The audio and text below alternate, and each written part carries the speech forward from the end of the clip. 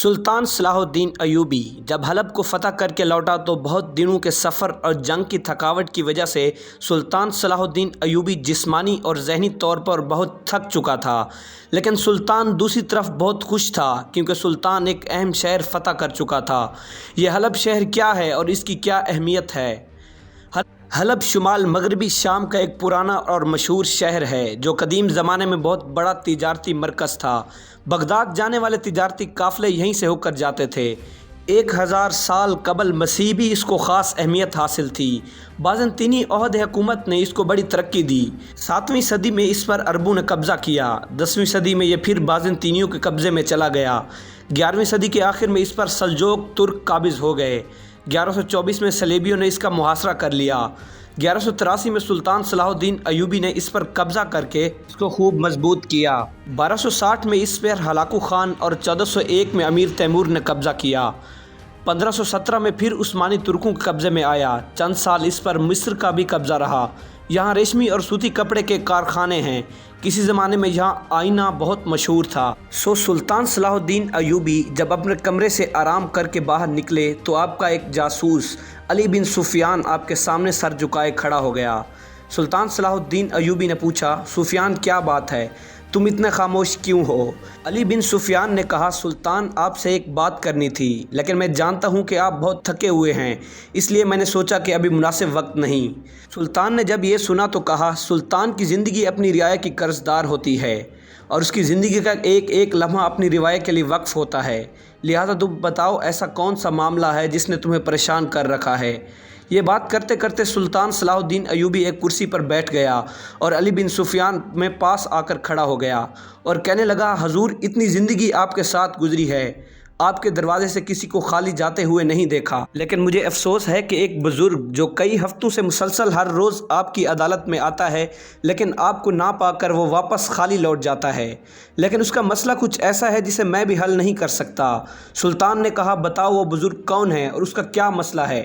تو علی بن سفیان نے کہا، وہ ایک ادھیڑ عمر غریب آدمی ہے جس نے کسی زمیندار سے زمین کا ایک ٹکڑا خریدا اور اس پر اپنی جھونپڑی بنائی، لیکن حیرت کی بات یہ ہے کہ بزرگ جب بھی اس زمین کے ٹکڑے پر اپنی جھونپڑی بناتا ہے تو ہوا کا ایک جھونکا آتا ہے اور اس جھونپڑی کو اڑا لے جاتا ہے۔ یہ کوئی اتفاق کی بات نہیں ہے، کئی مرتبہ اس بزرگ کے ساتھ یہ ہو چکا ہے۔ وہ بزرگ کر بھی دربار میں آیا تھا اور کہنے لگا کہ سلطان صلاح الدین کو میرا یہ پیغام دینا کہ ایک بزرگ آپ کے آنے کے سخت انتظار میں ہے، کیونکہ نہ ہی اس کے سر پر چھت ہے اور نہ ہی اس کے رہنے کے لیے اس کے پاس کوئی اور جگہ ہے۔ وہ اپنی ایک چھوٹے سے بچے کے ساتھ کھلے آسمان تلے سوتا ہے اور ساری رات بھیڑیوں کے ڈر کی وجہ سے اسے نیند نہیں آتی کہ کہیں بھیڑیے اس کے بچے کو نہ اٹھا کر لے جائیں۔ یہ سن کر سلطان کو علی بن سفیان کی باتوں میں تجسس پیدا ہونے لگا اور انہوں نے علی بن سفیان سے کہا، اس بزرگ کو کل عدالت میں حاضر کرنا، پہلا ہی مقدمہ میں اس بزرگ کا سنوں گا۔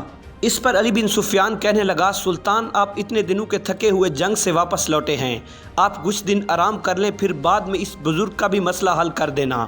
تو سلطان نے کہا کہ شاید تمہیں میری پہلی بات بھول گئی کہ ایک سلطان کی زندگی اپنی رعایا کی قرض دار ہوتی ہے۔ سلطان کے حکم کے مطابق اگلے دن عدالت لگا دی گئی اور سلطان قاضی کے ساتھ کھلی کچہری میں موجود تھا۔ اتنے میں علی بن سفیان کے سپاہی اس بزرگ کو لے کر سلطان کی عدالت میں پہنچ گئے۔ سلطان نے جب اس بزرگ کو دیکھا تو بڑا پریشان ہوا کیونکہ اس کے کپڑے پھٹے ہوئے تھے، اس کے پیروں کی جوتی ٹوٹ چکی تھی جو کہ ایک چمڑے سے بنی ہوئی تھی۔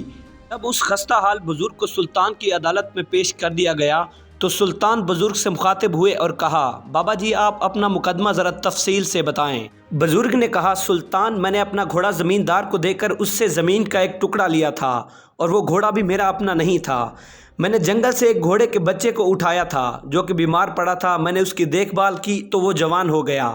وہ گھوڑا مجھے بہت پسند تھا لیکن میرے پاس رہنے کے لیے کوئی جگہ نہیں تھی، تو زمیندار نے ڈیمانڈ کی کہ تم مجھے اپنا گھوڑا دے دو تو میں تمہیں زمین کا ٹکڑا دے دیتا ہوں۔ تو میں نے اس کی یہ بات مان لی، ایک زمین کا ٹکڑا لے کر اپنا گھوڑا اسے دے دیا، لیکن عجیب بات یہ ہے کہ میں بڑی مشکلوں سے اس زمین کے ٹکڑے پر ایک جھونپڑی بناتا ہوں لیکن وہ ایک ہی ہوا کے جھونکے سے اڑ کر چلی جاتی ہے، ایسا لگتا ہے کہ جیسے کوئی زلزلہ آ گیا ہو، اور میں اپنے تجربے سے بتا سکتا ہوں کہ وہ کوئی اتفاق نہیں اور نہ ہی میری جھونپڑی اتنی کمزور ہوتی ہے کہ ایک ہی ہوا کے جھونکے سے اڑ جائے۔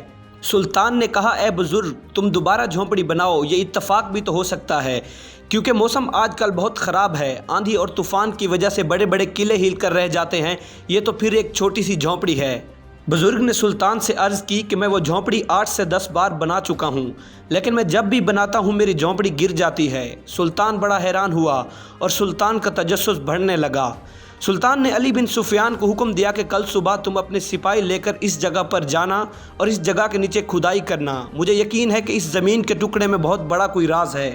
سلطان کے حکم پر علی بن سفیان چند طاقتور سپاہیوں کو لے کر وہاں پہنچ گیا اور کھدائی کا کام شروع کر دیا۔ دیکھتے ہی دیکھتے کھدائی ہو گئی۔ تھوڑی دیر بعد سپاہیوں نے علی بن سفیان کو کہا کہ نیچے کچھ موجود ہے۔ علی بن سفیان نے سپاہیوں سے کہا کہ مزید کھدائی کرو۔ جب سپاہیوں نے مزید کھدائی کی تو اس کے نیچے سے ایک صندوق نکلا جس میں بہت سارا سونا بھرا ہوا تھا۔ یہ دیکھ کر وہ بزرگ بڑا حیران اور خوش ہوا اور خوشی کے مارے زمین پر گر پڑا۔ علی بن سفیان بھی یہ سارا ماجرا دیکھ رہا تھا، اسے بھی بہت حیرانی ہوئی۔ اس نے آسمان کی طرف دیکھا اور کہا، اے میرے رب، تو بڑا غفور الرحیم ہے، جو تو جانتا ہے وہ تیرے گناہ گار بندے نہیں جانتے۔ اس کے بعد علی بن سفیان وہ سونا اور بزرگ کو لے کر سلطان کی خدمت میں حاضر ہوا اور سارا ماجرا سنایا۔ جب سلطان نے یہ ساری بات سنی تو وہ بہت خوش ہوا اور کہا، اے بزرگ، کبھی کبھی ہمیں اپنے نقصان میں یہ لگ رہا ہوتا ہے کہ یہ ہماری بدقسمتی ہے، لیکن ہم اس رب کے گناہ گار بندے اس میں چھپی ہوئی بہتری کو نہیں دیکھ پاتے۔ وہ بہتر جاننے والا ہے۔ جو بھی کام ہوتا ہے چاہے برا ہو یا اچھا، اس میں انسان کے لیے ہمیشہ بہتری ہی چھپی ہوتی ہے، لیکن ہم جیسے گناہ گار بندے اپنے رب کی رحمت کو سمجھ نہیں پاتے۔ اگر تم وہاں جھونپڑی بنا لیتے تو ہو سکتا ہے کہ کچھ عرصے بعد تم وہاں ایک مکان بنا لیتے اور وہ خزانہ وہیں کا وہیں زمین میں چھپا رہ جاتا اور تمہارے کام نہ آتا، لیکن اللہ چاہتا تھا کہ وہ خزانہ تمہارے ہاتھ آئے کیونکہ تمہیں اس کی سخت ضرورت بھی تھی، اس لیے وہ جھونپڑی بار بار گر رہی تھی۔ یہ کوئی اتفاق نہیں، اللہ کی مرضی ہے۔ اس کے بعد سلطان نے اس بزرگ کو سونے کے ساتھ رخصت کر دیا اور کہتے ہیں کہ وہ بزرگ اس سونے سے بڑا تاجر بن گیا اور چند ہی دنوں بعد اس کا شمار شاہی تاجروں میں ہونے لگا۔ اللہ کی ذات بڑی غفور و رحیم ہے۔ اللہ تعالیٰ نے انسان کے لیے بہت کچھ سوچ رکھا ہوتا ہے، لیکن انسان ناشکرا ہے اور کچھ سمجھ نہیں پاتا۔ میرے دوستو، جب بھی کوئی زندگی میں غلط کام ہوتا ہے تو اس کے پیچھے ضرور بضرور کوئی نہ کوئی اچھائی چھپی ہوتی ہے، اور اس مصیبت اور پریشانی کے پیچھے سلطان جیسا عظیم انسان ہی اللہ کی چھپی ہوئی بہتری کو پہچان سکتا ہے۔ کیونکہ اگر سلطان صلاح الدین وہ راز نہ سمجھ لیتا تو شاید وہ بزرگ کبھی بھی اس خزانے کو حاصل نہ کر پاتا۔